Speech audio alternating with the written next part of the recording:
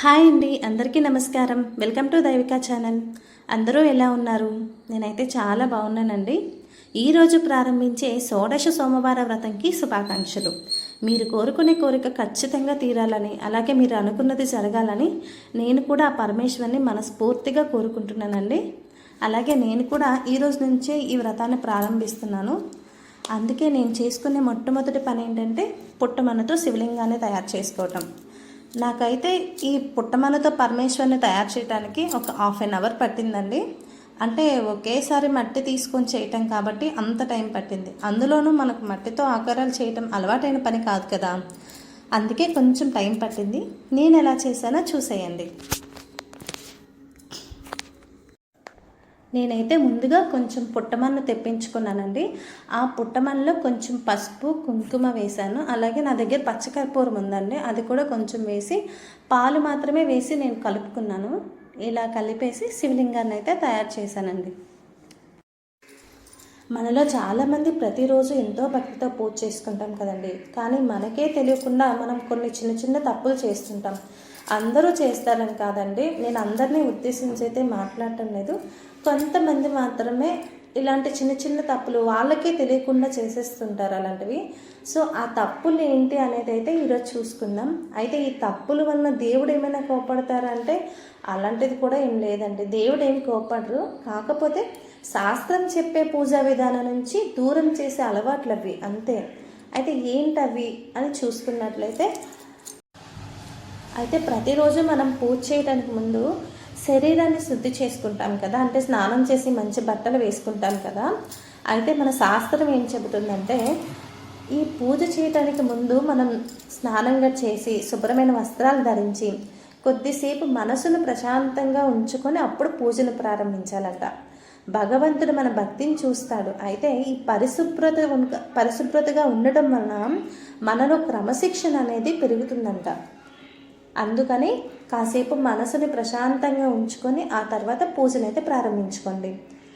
Second one ఏంటంటే తొందరపాటుగా పూజను ముగించడం.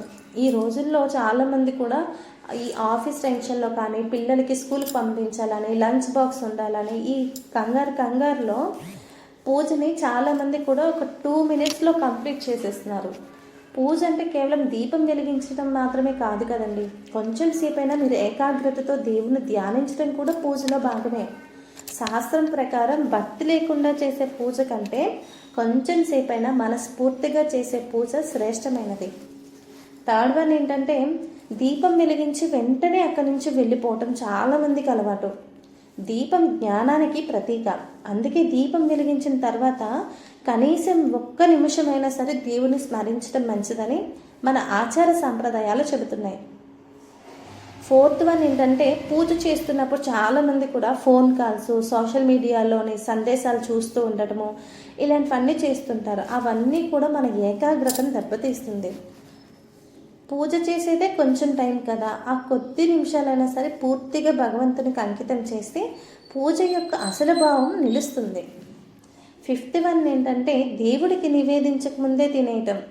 అంటే ప్రసాదం అయితే ఎవరూ తినరండి అంత తొందరగా. అది కాకుండా రిమైనింగ్ అంటే మనం తెచ్చుకునే ప్రసాదంలో అరటిపళ్ళు కానీ ఏవైనా పళ్ళు, ఏ పళ్ళు అయినా సరే అవి కానీ కిస్మిస్ లాంటివి అలాంటివి ఏవైనా తెస్తే ముందు మనం అంటే ఏదోటి మన కోసం వాడుకుంటాం. అలా దేవుడికి ఎప్పుడూ చేయకూడదండి. దేవుడికి తెచ్చిన నివేదన అనేది నైవేద్యం అనేది ముందు దేవుడికి సపరేట్గా తీసేయాలి. ఆ తర్వాత మిగిలిన దాన్ని మనం వాడుకోవాలి. కానీ దేవుడికి పెట్టకుండా మనం వాడేసి తర్వాత దాన్ని దేవుడికి నివేదించడం అనేది మంచిది కాదు. ఇది దేవుడికి ఆహారం అవసరం కాబట్టి కాదు. ఈ అన్నం కూడా నీ అనుగ్రహమే అనే కృతజ్ఞతను వ్యక్త చేసే ఆచారం ఇది. అందుకనే ముందు దేవుడికి నివేదించిన తర్వాతే ఆ ప్రసాదాన్ని కానీ ఆ మిగిలిన దాన్ని కానీ మీరు వాడుకోండి. అలాగే పూజ ముగిసిన తర్వాత వెంటనే వెళ్ళిపోవటం. కొంతమంది పూజ ఎక్కువసేపు చేసినా సరే పూజ పూర్తయిపోయింది కదా అని వెంటనే ఇతర పనుల్లో పడిపోతారు తొందరగా. అలా కాకుండా 1 నిమిషం కళ్ళు మూసుకొని ప్రార్థన చేసి తీర్థ ప్రసాదం స్వీకరించిన తర్వాత అప్పుడు అక్కడి నుంచి వెళ్ళి మీ పనులు చేసుకున్నా పర్లేదు. ఇలా చెయ్యాలనేది మన సాంప్రదాయంలో భాగమేనండి. ఇది మన మనస్సుకు ప్రశాంతతనిస్తుంది. సెవెంత్ వన్ ఏంటంటే పూజలో భక్తి కంటే ఆడంబరానికి ప్రాధాన్యత ఇస్తున్నాము. అలానే అంటే పెద్ద పెద్ద అలంకరణలు, ఖరీదైన వస్తువులు ఉంటేనే పూజ గొప్పది కాదు. భగవద్గీతలో శ్రీకృష్ణుడు కూడా భక్తితో సమర్పించిన చిన్న కానుకను సంతోషంగా స్వీకరిస్తారని చెప్పారు.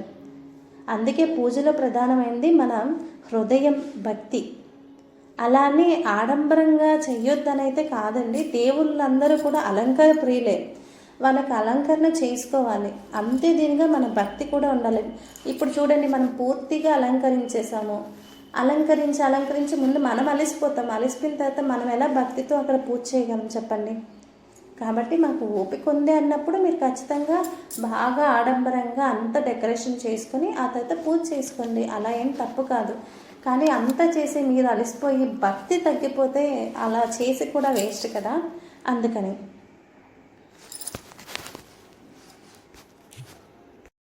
ఇది ఈరోజు వీడియో అండి.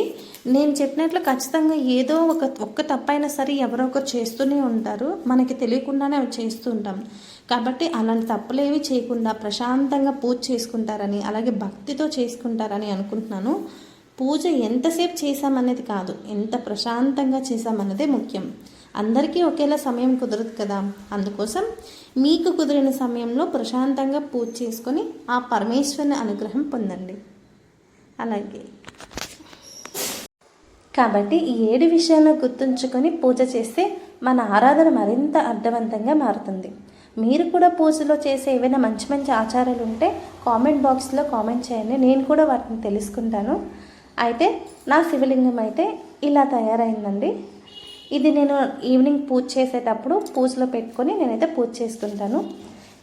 రేపటి వీడియోలో ఈరోజు నేను పూజ ఎలా చేసుకున్నాను అనేది అయితే రేపు వీడియో చేసి పెడతానండి. ఇలాంటి మన ఆచారాలు వెనుక ఉన్న శాస్త్రము, పురాణాలు, ఆధ్యాత్మిక విశేషాలు తెలుసుకోవాలనుకుంటే దైవిక యూట్యూబ్ ఛానల్ని తప్పకుండా సబ్స్క్రైబ్ చేసుకోండి. మన ఆచారాలను తెలుసుకుందాం, తర్వాత తరానికి అందిద్దాం. ఓం శాంతి శాంతి శాంతి.